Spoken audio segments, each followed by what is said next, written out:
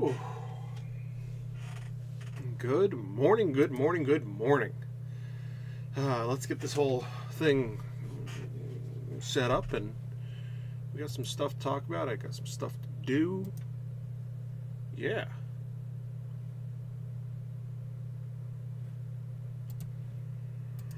Whew.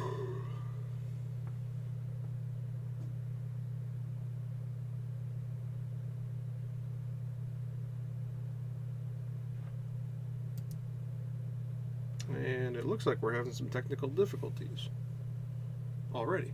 No, okay, there we are. We're just skipping back quite a bit. Okay. Camera's working now. Weird. Alright. First thing is let's get the chat set up. Pop out.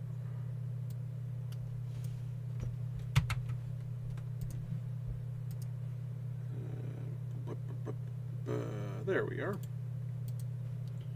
And get that. Alright, and the chat is live and working now, so good morning. And yeah, let's get this rolling around here. Let's share this around.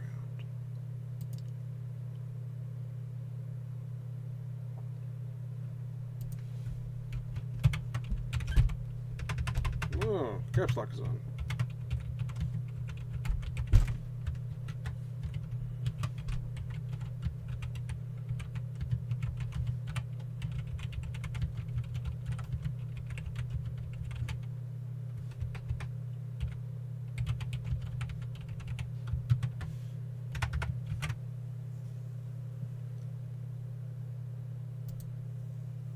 All right.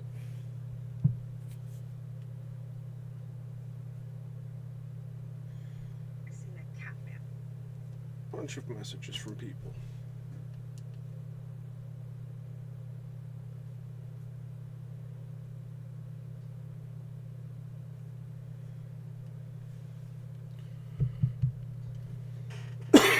Okay. So, first off, some good news. I've finally been able to start getting stuff off my phone. And this is good news, but it also kind of makes me look a little stupid. Finally able to start getting stuff off my phone. So now I can start shooting videos again because everything was a little wonky.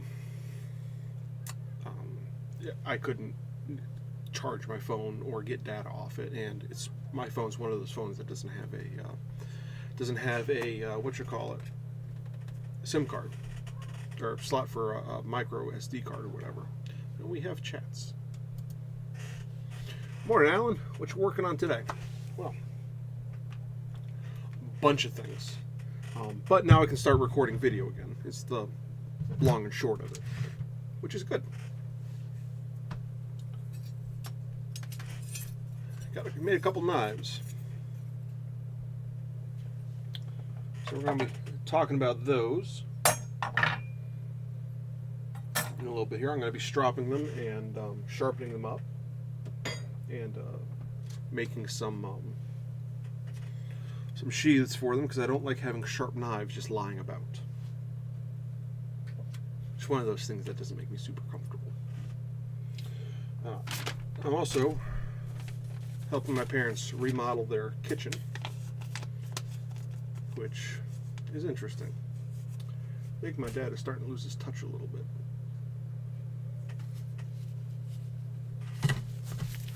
So yeah.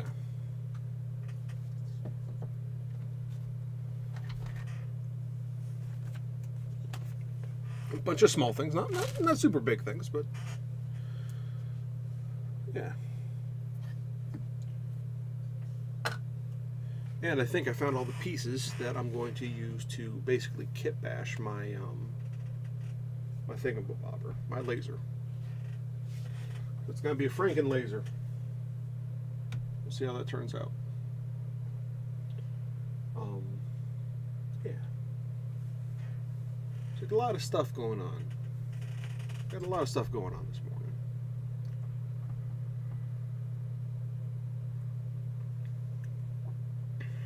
Coffee's hot. It's the store brand coffee. It's I forget what the brand is. It's New England or whatever. I'm pretty sure it's store coffee. But it's butter pecan. It's pretty nice. And Ken, good morning. Can't stay long. You're warming up the truck. You've been leaving pretty early the last couple of weeks. Everything all right, or they just having you going all the way down to hell and back again?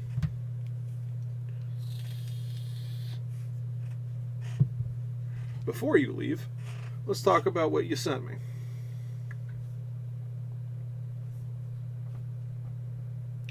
Chess and checker set complete. Ooh, it's checker set too. Look at that.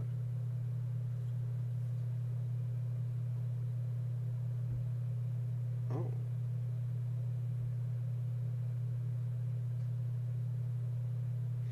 Why is there so much? I'm not saying it looks bad, but why is there so much? Why is there such a vignette on your pieces? It looks like all the dye that you use is either in the top or the bottom.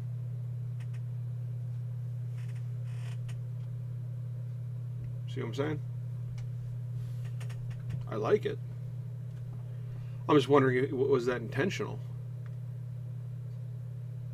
And checkers pieces look like checkers pieces. Very cool, though. Very cool.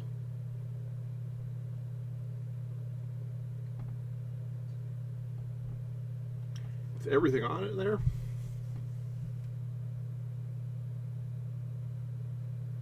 Oh yeah. That looks like a nice board.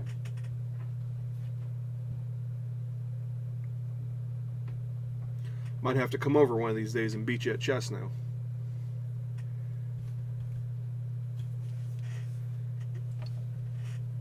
Let's see.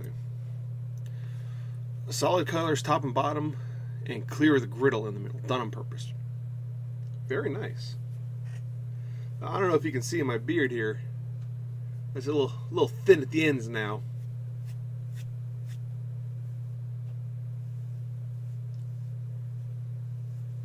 Got a little too close to the flames this week. Need to go in there and get it checked it.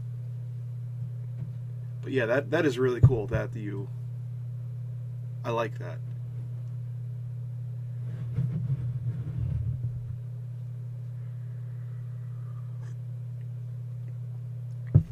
I think you're on the cusp of doing some really, really cool stuff with your resin work now. Like, you've made some pretty things already. I think you're right at the edge of doing some really cool shit, and I can't wait to see what ends up happening.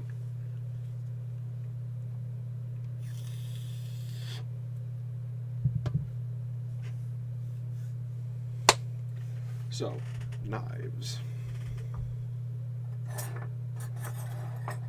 First one I did, and I'm okay with it, was this guy. Now, the main issue isn't the blade or anything, and I mean the Maker's Mark came out pretty okay on there, but the handle. I don't really like the slippery. I don't really like the transition I have here, and I think that'll be solved with getting a butchering tool.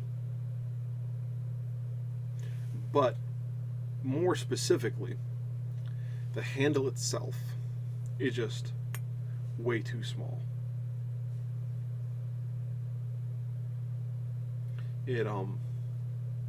What ended up happening is I had most of the handle done, so then I switched over to start working on the blade. Got the blade where I wanted it, or where I thought I wanted it, so I was going to transition to finishing the handle, and I got distracted and burnt off half the handle in the fire.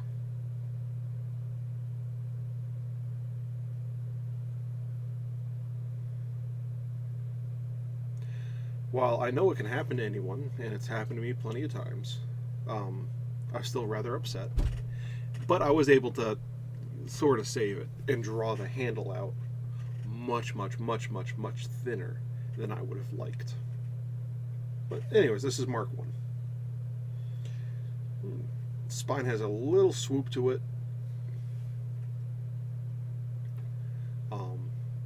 By the time it came around to finishing, is that a little cold shut I have? I have an itty bitty little cold shut right at the spine. Huh. Anyways, by the time it came to finishing the blade, I didn't have enough girth back here to hold on to flatten this guy back out so I could have a straight spine. But, you know, whatever. I figured let's finish it, and here we are. I think it turned out pretty nice. Pretty good for a first try at this type of knife.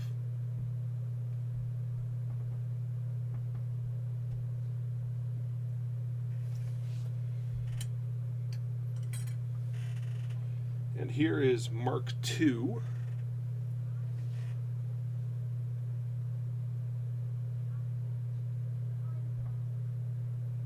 Now, with this one, I wasn't really as concerned with the transitions, but it still turned out rather nice. The maker's mark on this one turned out just perfect. I don't know if it'll focus or not. Probably won't, because why would it? Yeah, this maker's mark turned out just perfect. And my grinds turned out rather nice on this. Still need to take my time, a little bit more time, and clean them up. But the only problem I have with this one is the handle is too small for my hand.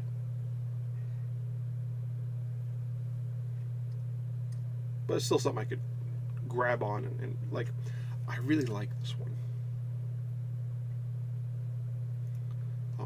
And I think I have a thing that I'm going to do after this. And then here's Mark III. This is more of a rush job for me. I worked more on the transition and the size of the handle than anything else, to be completely honest. I just want something that was big and beefy in my hands, something I could feel like I could, you know, take a bear with.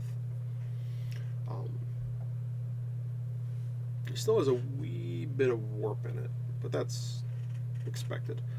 I also tried to do with these knives, because they're all coil spring. Ken, that coil spring that you gave me.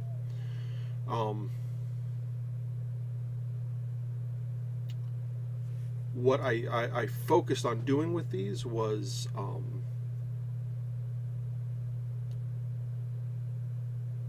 not only trying to make the blacksmith's knife or the lady's knife, you know, there's a couple different names for it, but how closely can I forge the blade to its final thickness? And if you look at these grind lines on here, there's no way you're going to be able to tell on screen because it's too small of a detail. But overall, I've taken off less than an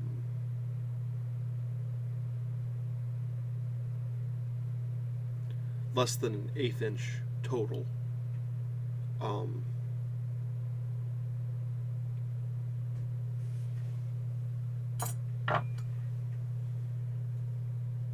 This one, I took off less than a 1/16, which means either side is about a 32nd of an inch that I took off, which is not bad.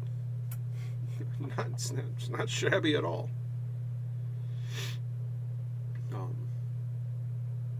But this guy here is the one I'm thinking about making the model for.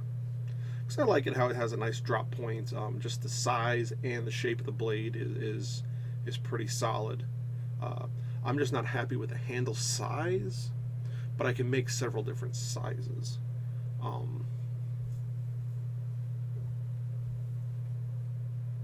So my thoughts are to use this guy and copy this a bunch of times and marry it with the handle size of this guy. And you can see the handle sizes are pretty different. This one's about an inch, but I like the handle shape of this one, not this one so much. I think this one should have been more gradual coming to the handle.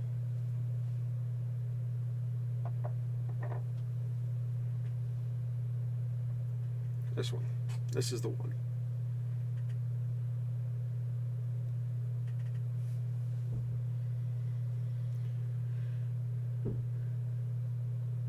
Now, to make it look good all the time, what I think I'm going to need to do is make a new spring swage.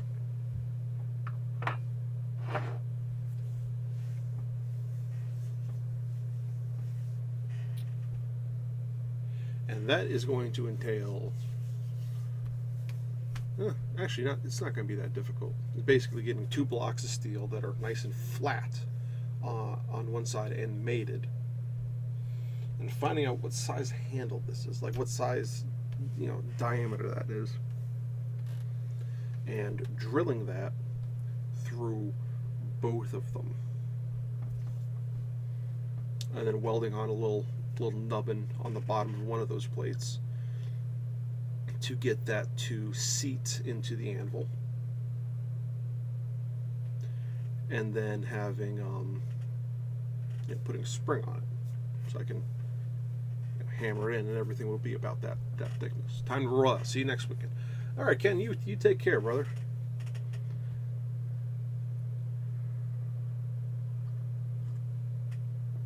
So I think I need to make a couple tools. I need to make a butchering tool or a guillotine tool, and then I need to make a spring swage. And I've been looking at making a guillotine or butchering tool for a while. It's just that a lot of things I've needed or I've done, I haven't needed it just yet. So why would you make something if you don't need it yet? But it's getting to that point where I kind of need one.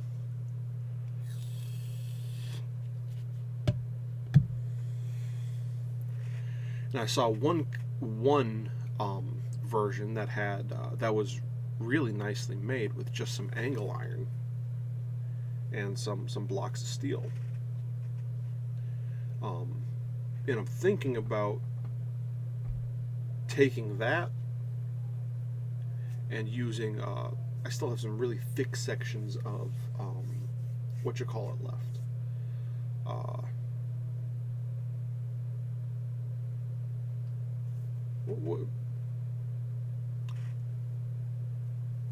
Leaf spring from a truck that are still pretty thick, and I think those will make some pretty good butchering tools. So I just need to get them to the same thickness, which is going to be a bit of a tedious task, because the one that's the thickest that I have actually has a pretty long distal taper on it. But I think if I can make I think I could make a good butchering tool out of that. Let me see if I can find a picture of what I'm talking about.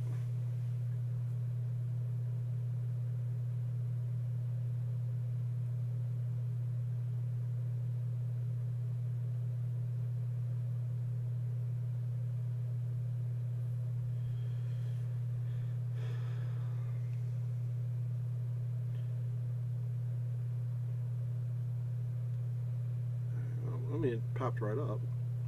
Now I need to find one that is the construction that I was talking about.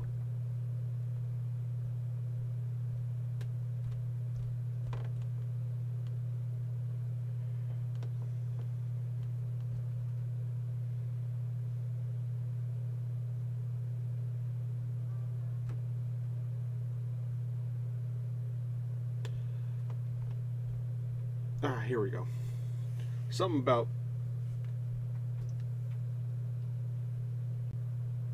something like that. Nice and simple.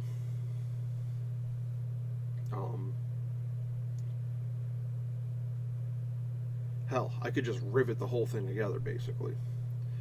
Except for the...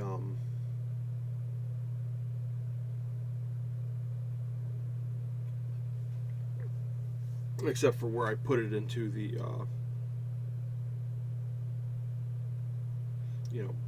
weld the plate, the pin to go into the anvil. I could just rivet this whole thing together.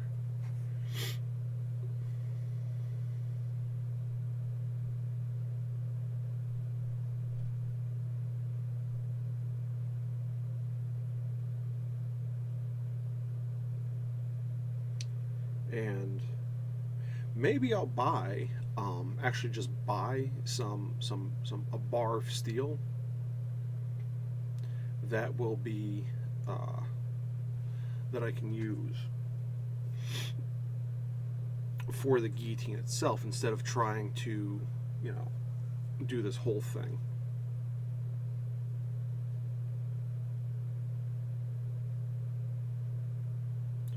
I kind of like how this guy has his setup, where the front plate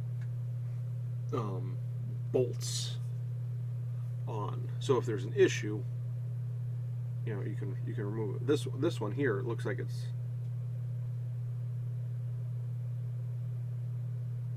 done with woodworking joints, though. I don't know, but... Alan, do you have any recommendations?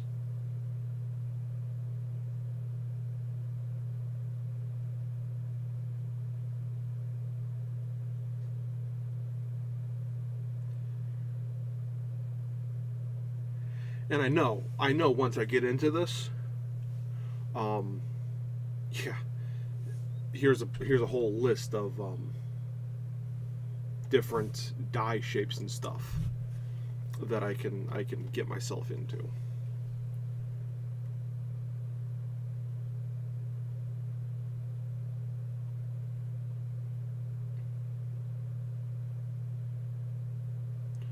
So, I mean, like I can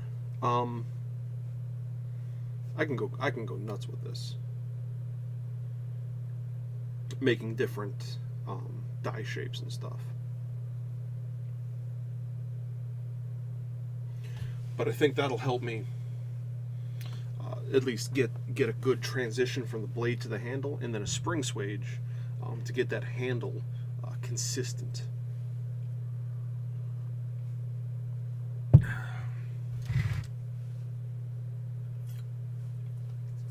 Let's deburr these a little bit.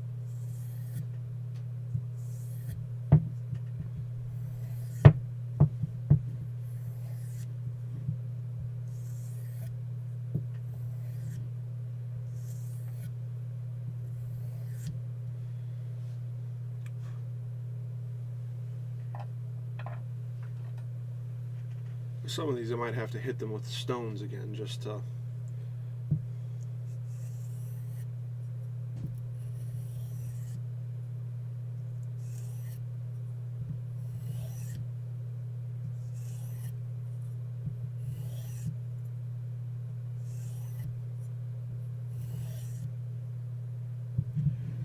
get them nice.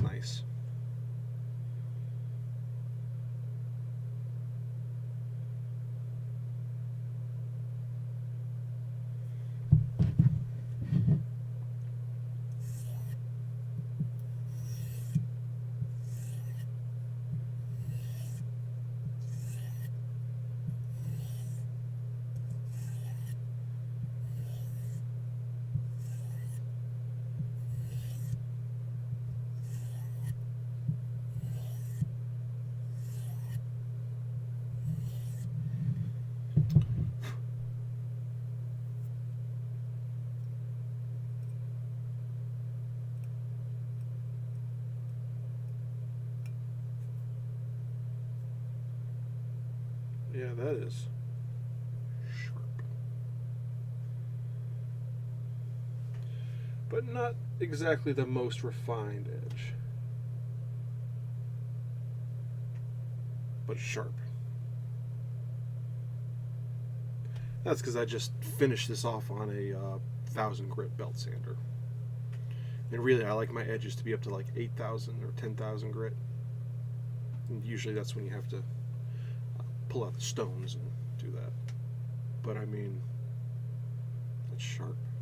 That could do some damage. Yeah, that could really do some damage.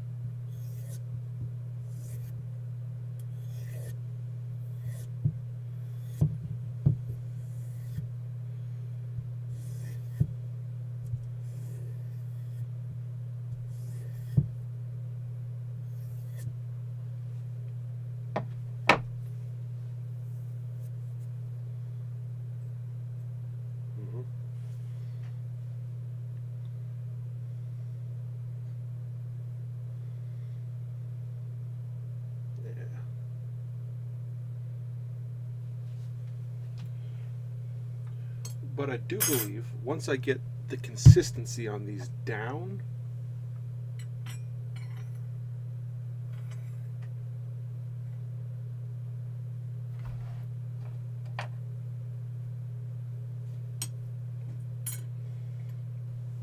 that I'll be able to do quite a bit of these rather quickly. Now, price point, I don't know. I don't know where I would feel comfortable with it.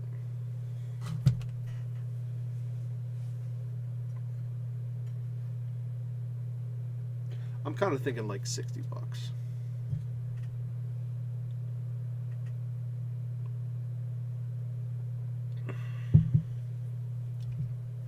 And then I think after that, I might want to hop back into doing Damascus again, just because it's fun, it's pretty. I mean, there's more of a process, but it's fun and it's pretty. That's my thought process. Because I like things that are fun and pretty. I'm a simple man. What can I say?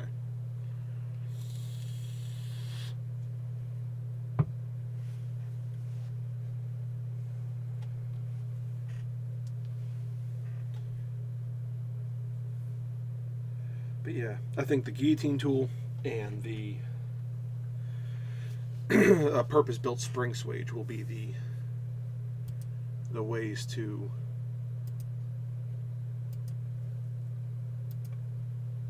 do this.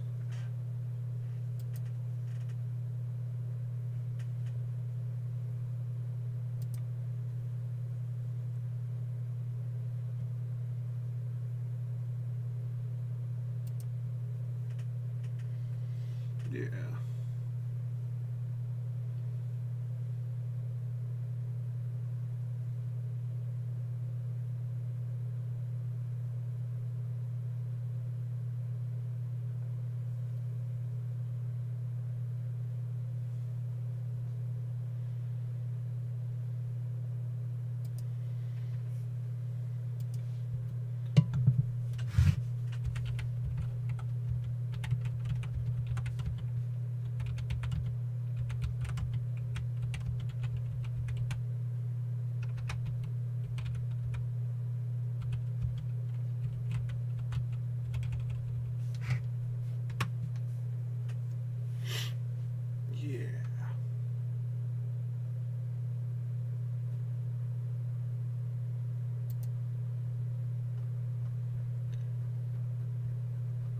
Alan, you still with us?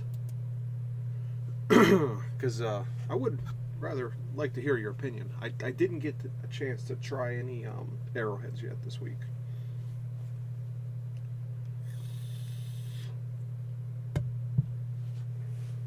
Kind of got bogged down on these guys.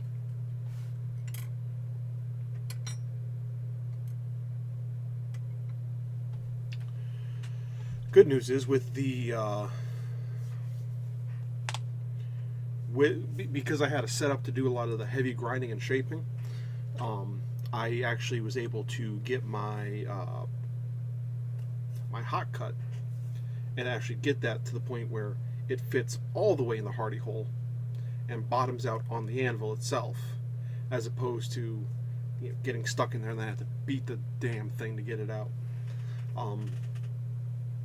So I think what I'm going to end up doing is retempering the edge now that I have it to where I want it.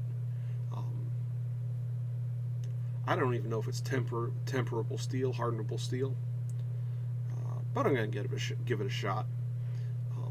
So I reground everything, got it so it fits in there, and that's going to be a huge help.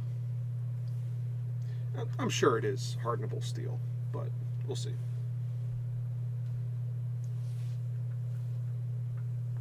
Yeah, so knife sheaths for these guys. I'm thinking about going like super simple.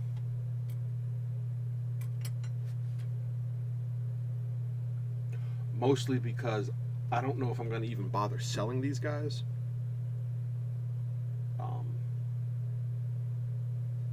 Out of the three, the second one I think is the one that's most likely that I could sell. Just because it's pretty.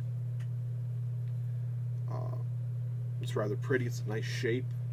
Feels decent. It's small, but it feels good in the hand, even for its smaller size.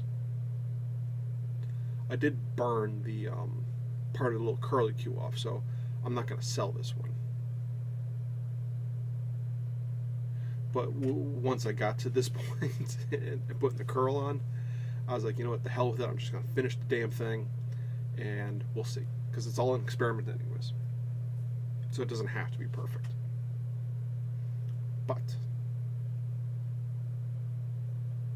I think this is the one I'm going to go with. And I think for these guys, I also should make, like, especially if I'm going to be producing a bunch of them,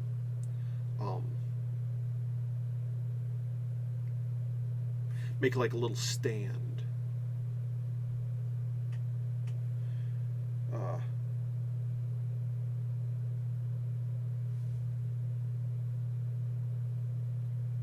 Yeah, I should make like a little stand or something where I can have like 5 or 6 of these popped up on there.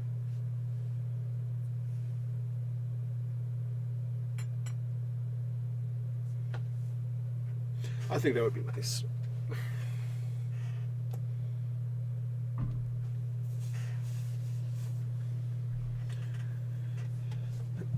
Oh, and I've dropped down to 0 viewers. Oh well.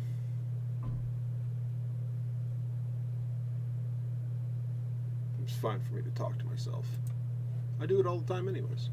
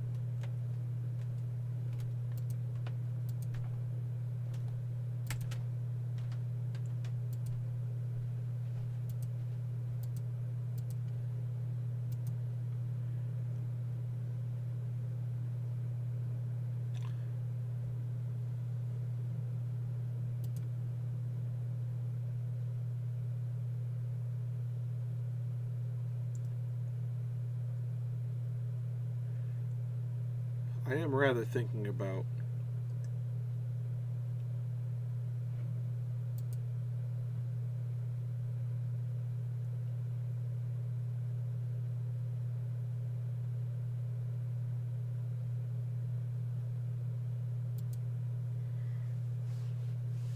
a 5160.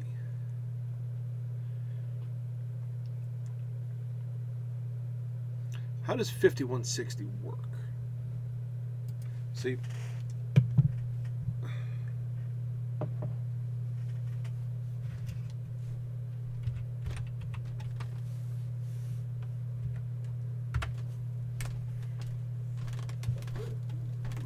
there's Jant's supply too. That's good for that.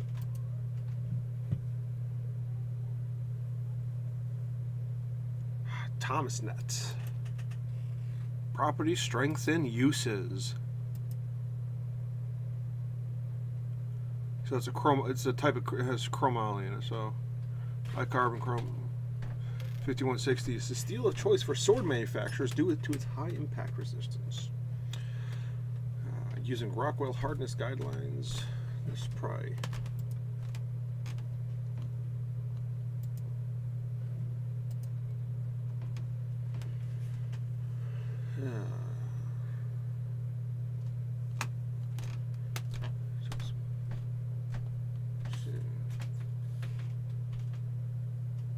.5160 is easily rusted, which is an unfortunate effect that most steels will exhibit.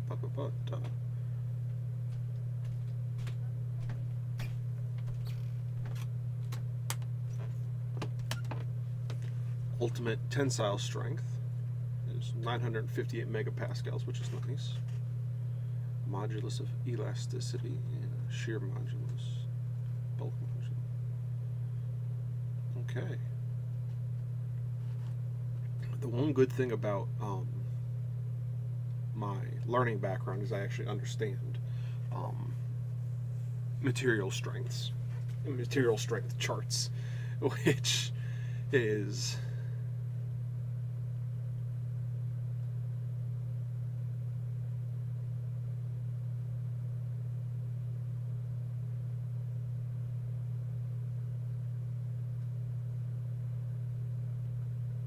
if I didn't have that background, this would just be Greek.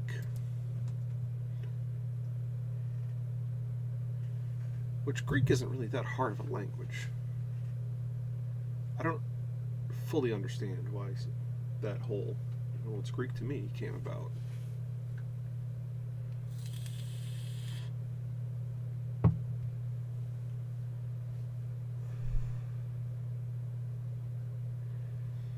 So far, I've pretty much used 1095. Ooh, and here's some 80 CRV2. High carbon chrome vanadium is outstandingly tough steel for knife making. Has good wear resistance, hardening capability of 57 to 80, 58 Rockwell hardness. Tough with great edge retention. Excellent steel for hunting knives, tactical knives, and everyday designs.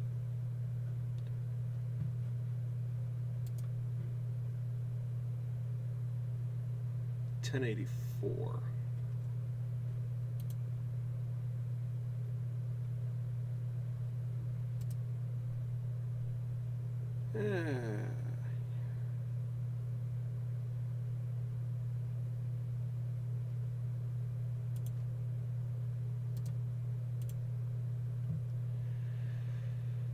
Forging steel is excellent for beginning knife makers and professionals alike. Ideal choice for forging and layering with 15 and 20. See, I've always used 1095, so I don't know how 1084 works.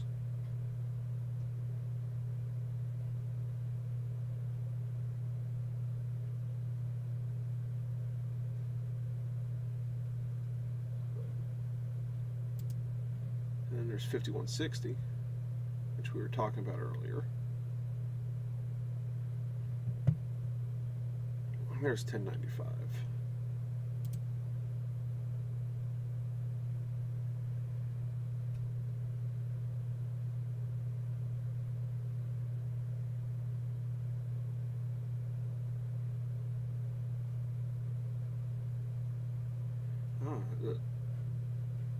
They're selling 1075 with the 1095. That's not great.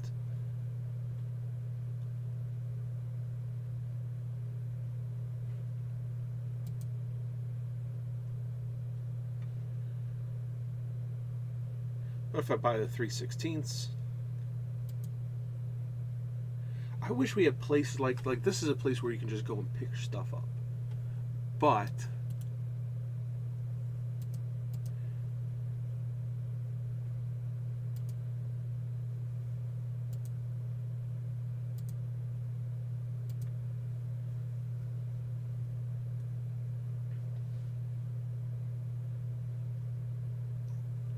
they're in Oklahoma. Like, there's no stuff like this around Northeast PA.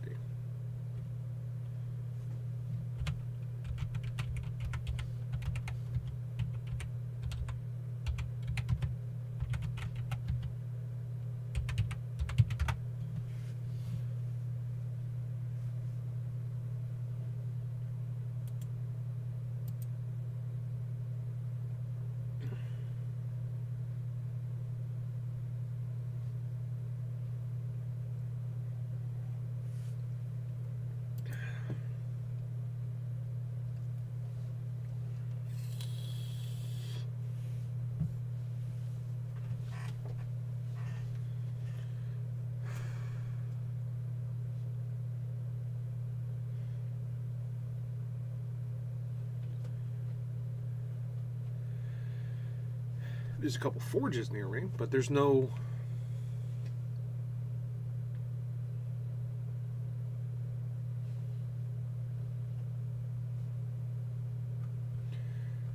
really near.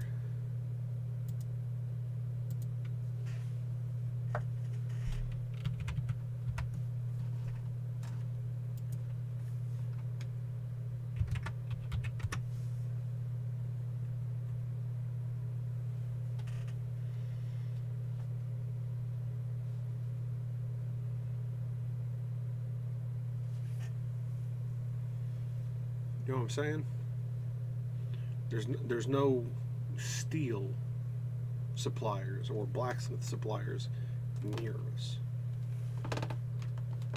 I'm sure if I talk to Niver Metals or something, but they're more structural steel. They're over in Troop, which is a bit out of the way, but not terrible.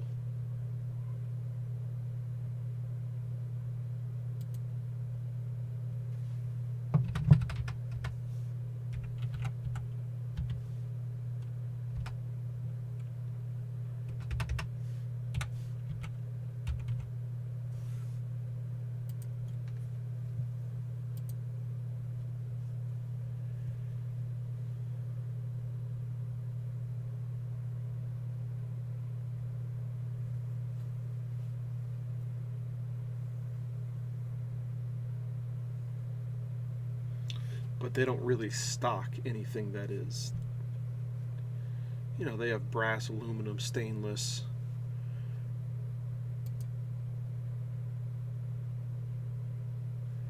But it's all, oh, this is the ANSI, stress proof and fatigue proof. Bullshit.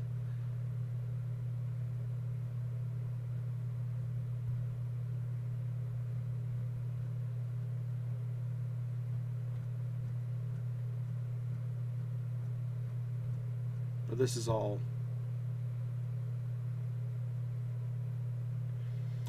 15 to 20 points carbon.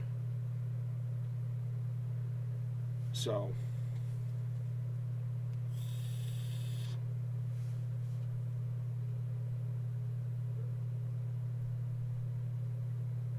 ooh, C1045, ANSI C1045. Yeah, medium carbon. Very good heat treating grade, useful for studs and bolts. So not really what we need. I need like 85 points of carbon.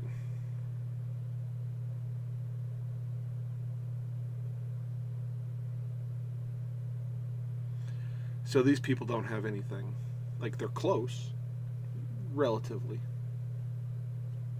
Easily within driving distance to pick up an order. But, like, there's no supply areas really near us. Which kind of sucks to get. So it means to get good material, you have to order it.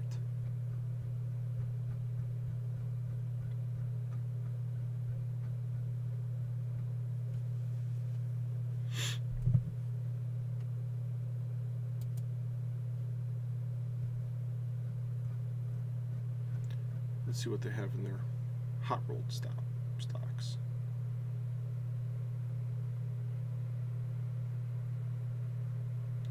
Nothing really in hot roll either that can be used.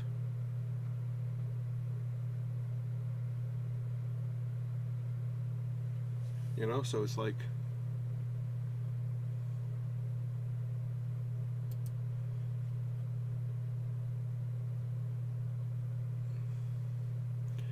I mean, it's nice that they give you all the,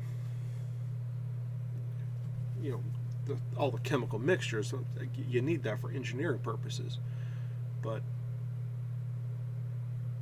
nothing they have is really anything I could use, unfortunately. I mean, I can, but not for blade making or anything, you know.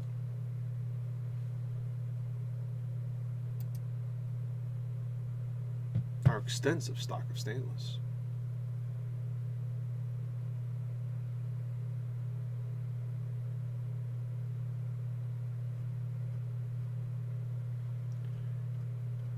Which none of this would be good for anything I need to use anyways.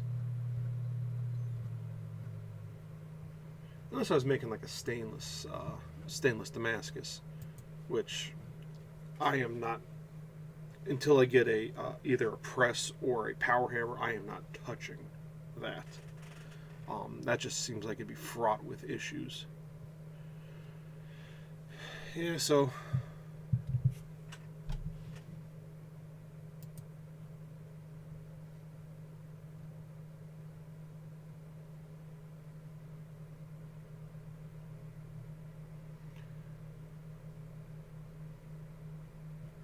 though I might get their I might get a thing of expanded metal sheet from them for the laser.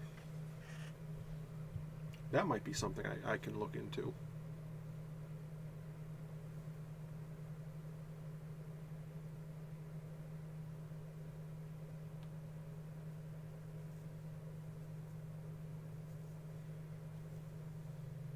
And actually, now that I have CAD, I really should redesign this whole thing here just to get that whole thing nailed down, so that when it is time to move on to getting the whatchamajigger done, it's not as arduous of a task.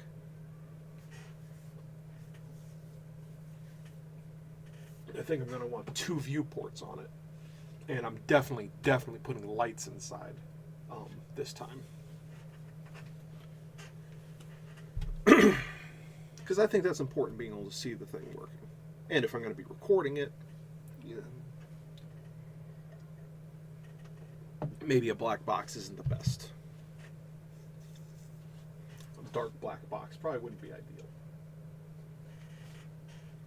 But yeah, I'm thinking about getting this thing, you know, this thing will be much taller and much wider. So I can use, one issue I had is I couldn't use the whole print bed of the laser.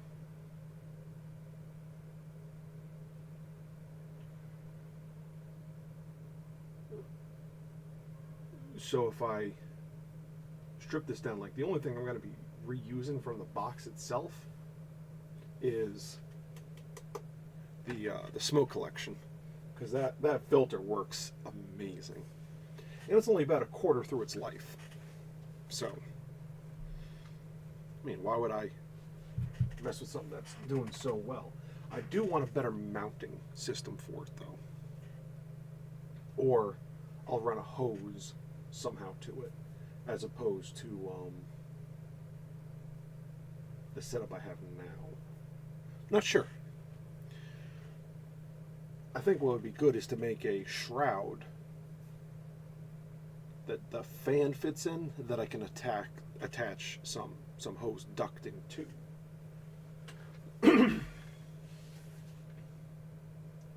Because this table here is getting pretty crowded as it is. And if I'm going to be increasing the size of this guy, you know what I'm saying? Because I don't. But yeah, remake this whole thing, make it bigger,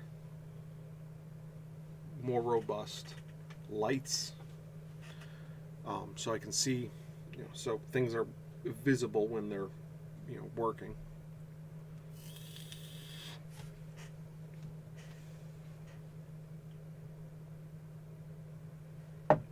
I think having a better airflow will be good for that.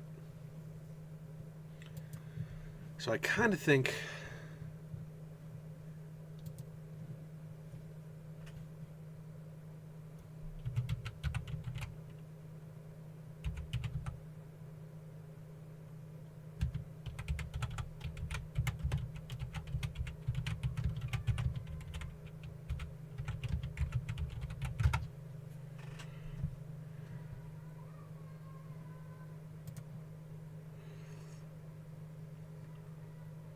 thinking about also getting a bunch of basically pre-cut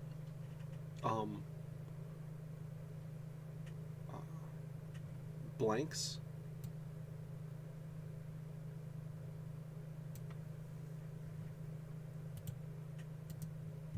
from a water jet company, so I can design the knives and then have them cut out just blanks.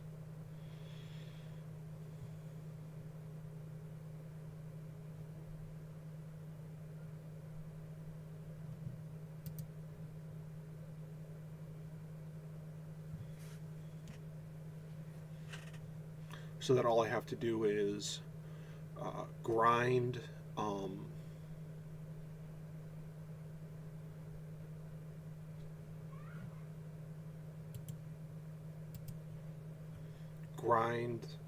heat treat, and polish and put scales on it.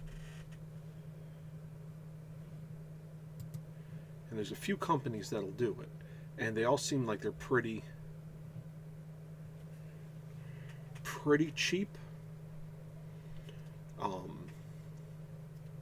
So I can set up a couple jigs and really get these out and nice.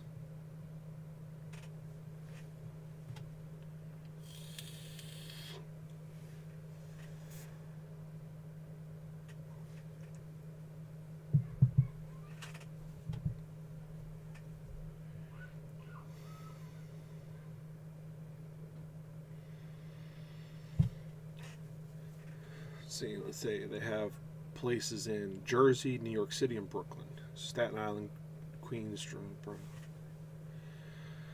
So they're a little far,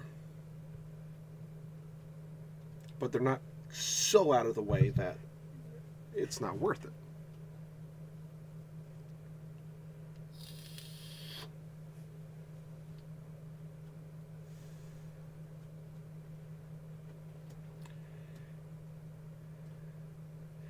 It would be nice, though, if there were or if there was, somebody doing this service in PA,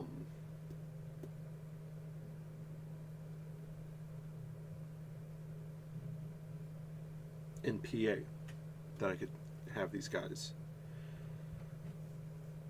do this sort of thing for me. But, I mean, the nice thing is I could just, mock up the knife I need, the blank I need, so I can get it exactly the size I want. Then from that, create a CAD drawing and send it out and get a quote.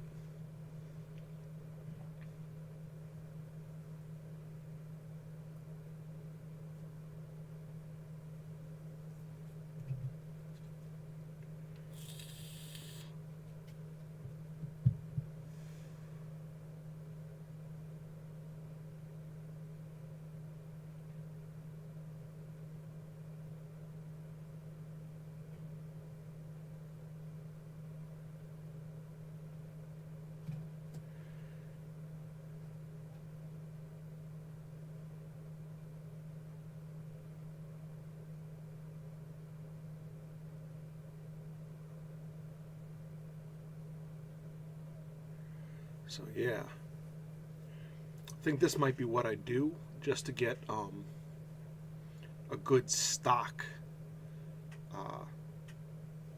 good stock knives.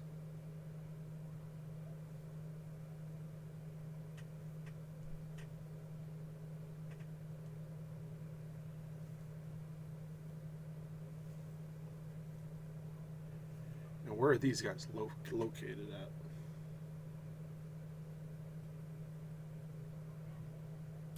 Now, what kind of steels do they use? This is another one, but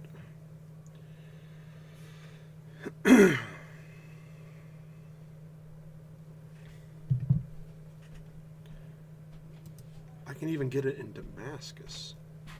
Look at that. The used steel grades are 10C27 and 7C27 MO2.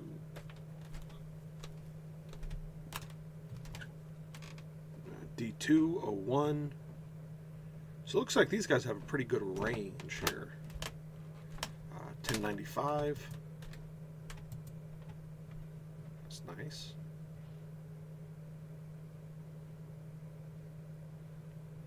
I do like 1095. It's very, very, I mean, you might get some warpage with it, but it's very, I found it's very forgiving.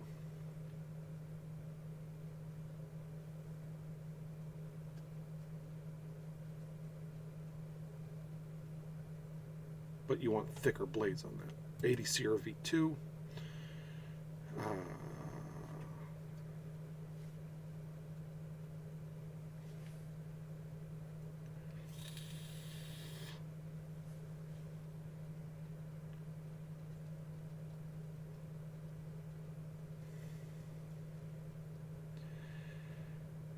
And then they're also telling me about handles.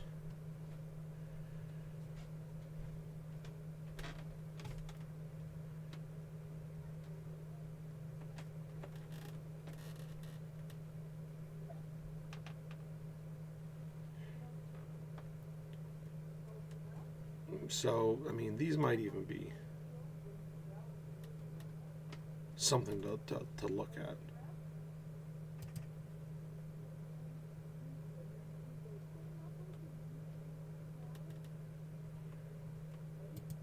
They got some really weird steels here too, like that X50CR MOV15. I don't know anything about that.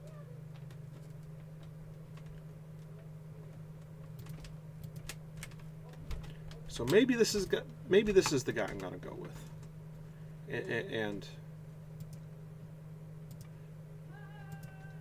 but I don't know. There's been a lot of knife talk.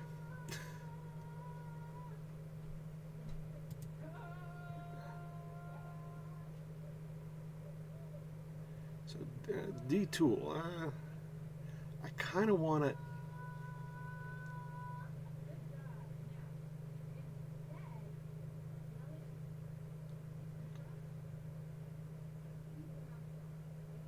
Very difficult to sharpen, but it has good edge retention. So, you know, maybe D-tool has a high chromium content. So it's going to be very long wearing.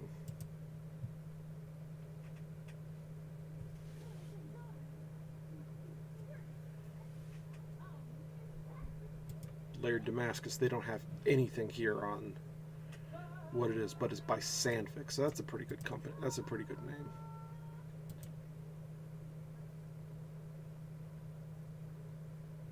And they have mild steels in here? Why would you have mild steels in here? Maybe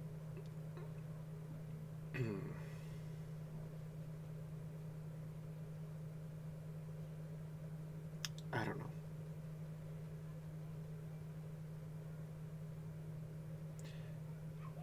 I think 80 CRV would be good.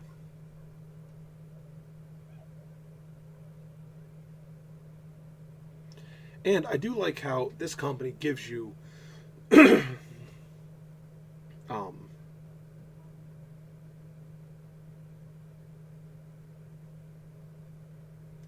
they give you the temperatures for which the steel should be done at. So like for the 80 CRV here, hardening temperature 1545 Fahrenheit to 1615, which is a pretty decent window. Tempering time is 2 hours, 2 rounds of it. Tempering temperature for 65 Rockwell hardness is 200 degrees Fahrenheit. 63 is 300 degrees, all the way down to 700 degrees for 51. So that, you know, charts like that make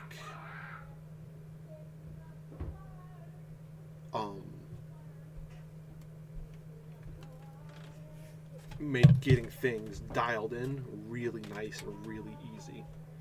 And like, all right, so for the 80 CRV, you have to temper it twice, 2 hours each time, and you can get up to 65 Rockwell hardness. 1095, however, is a tempering time of 30 minutes, 1 round, and 400 degrees, you get 60 Rockwell hardness. So is that three points of Rockwell hardness really worth all that extra time? I don't know.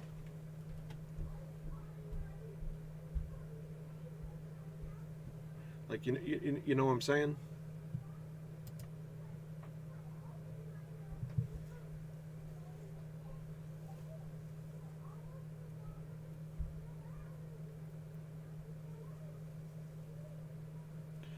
And this Elmex steel here,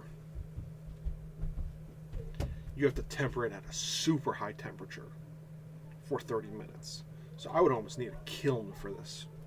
And this would be for 61 Rockwell hardness, half an hour at 1,980 degrees.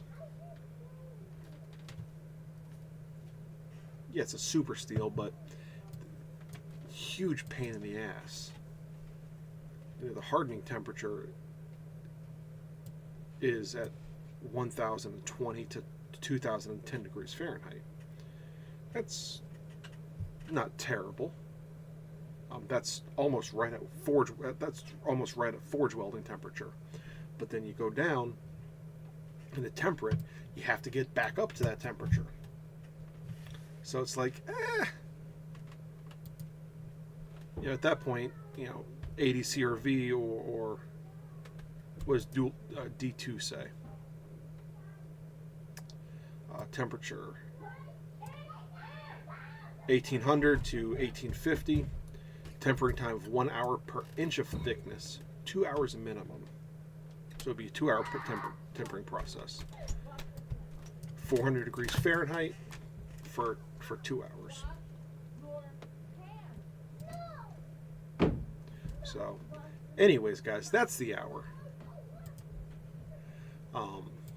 I appreciate y'all. Thanks for, you know, coming out, and yeah, and thank you for helping make this world better, one kerf at a time. And I'll see y'all later.